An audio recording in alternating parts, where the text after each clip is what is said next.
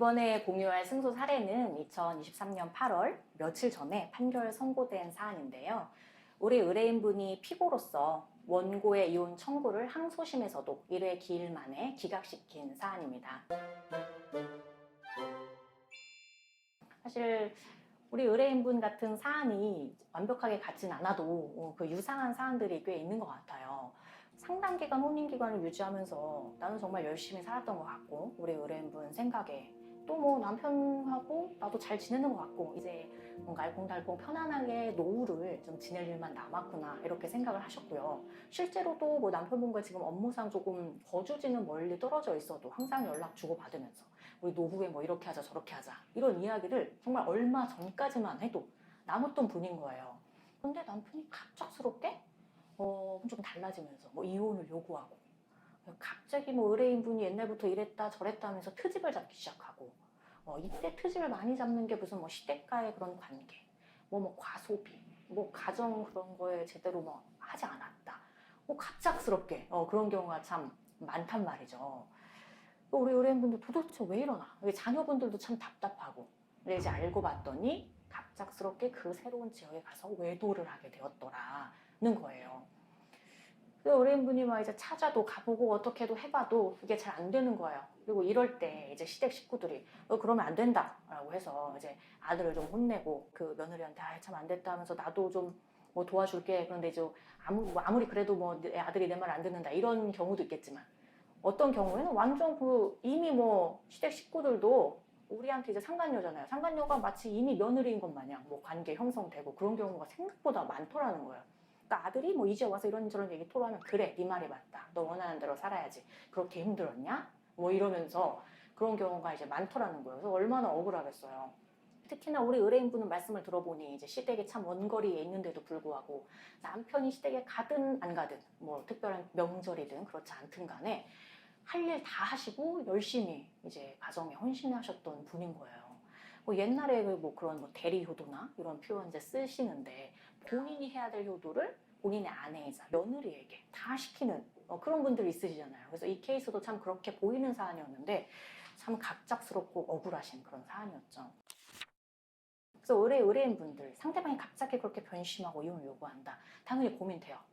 어떤 생각을 하시냐면은, 이혼하자고 하면 해야 되나 보다, 이혼 자체를 안 하는 게 불가능하다, 그게 가능하다는 걸 모르시는 분도 있으시고, 그리고 또 그냥 화가 나잖아요. 나도 너무 억울하고 그래 해! 뭐 이런 생각 드실 수도 있고, 여러 가지 생각이 드실 수도 있는데, 차분하게 생각을 해보셨더니 그래 나 이혼한다 이런 분도 있지만, 너무 갑작스러운데? 내가 몇십 년간 살면서 이런 일이 있을 줄 몰랐는데. 그럼 반대로 상대방도 어떠한 이유로 지금 그렇게 된 거지만 다시 돌아올 여지도 있는 거 아니냐, 우리 가정을 이렇게 단번에 깨버린다? 이건 아닌 것 같다. 나는 뭐 이 외도도 외도지만 도대체 어떠한 이유로 우리 가정에 문제가 있는 건지 뭐 알아보겠다. 이렇게 해서 기각 주장을 하시는 분도 있으시죠. 그래서 우리 1심은 사실 상당 기간 오래 진행이 됐어요. 1심을 이제 기각을 시키려다 보면 뭐 아무래도 당초부터 이혼에 합의돼서 뭐 재산분할 조정되고 이런 것보다는 기본적으로 오래 걸릴 수도 있거니와, 우리 입장에서는 또 회복을 위해서 법원 절차를 활용해서 노력을 해봐야겠다 이런 생각도 하시기 때문에 상담 절차도 진행하게 되고요. 근데 또 만일에 대비해서 이제 재산분할에 대해서 정리를 안 하는 경우도 있지만, 기각 여부의 판단은 재판부에서 하는 것이다 보니까 만일 대비해서 또 재산을 정리하는 경우도 있어요. 그래서 이제 우리 의뢰인분의 어떤 원하는 바라든지 이런 것들을 종합할 때 그런 걸 전부 진행했던 건이었고, 1심에서. 근데 결국엔 기각이 됐죠. 일단 기각이 되면 재산 분할에 대한 판단되지 않고 우리가 재산 분할을 해줄 필요가 없죠. 그렇게 해서 예비적으로 정리했던 재산에 대해서 판단 아예 나아가지 않고 이혼이 기각됐던 사안이고요. 근데 상대방이 이런 경우 그럼 1심을 그대로 일단 수긍해, 뭐 예를 들어 돌아와서 다시 지내보자 하는 케이스도 없진 않아요. 또는 그냥 이대로 있어, 그냥 별거 중이고 연락 안 하고 항소도 안 하고 나중을 기약한다거나 뭐 이런 경우도 있고, 또는 합의를 제한한다거나 어쨌거나 항소를 하는 경우가 있게 되는데, 이 경우는 상대방이 항소를 하셨죠.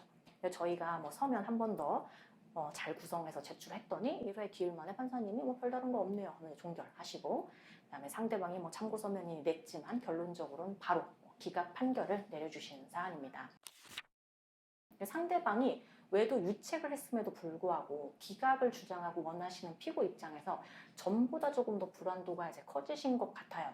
왜냐하면 우리나라의 그 파탄주의, 유책주의, 그쵸? 실제 파탄이 났으면 누가 잘못됐든 이혼 청구할 수 있고 이혼 성립될 수 있다는 그 주의가 아니라 파탄이 났다고 하더라도 주된 책임이 있는 자가 이혼 청구한 것을 피고가 반대하면 이혼이 되지 않는다는 유책주의.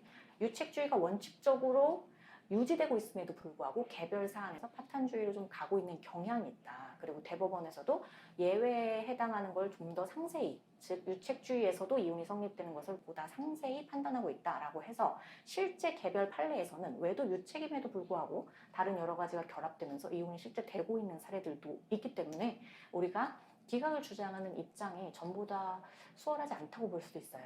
그래서 우리가 원하는 바에 맞게 어떤 소송 전후, 소송 상의 절차 활용, 또 만약을 대비하는 것 전반적으로 좀 생각할 게 많이 있는 것 같습니다. 우리 의뢰인분은 특히나 2심에서 짧은 기간 안에 원하는 결과를 얻으셔서 다행이라고 생각이 됩니다.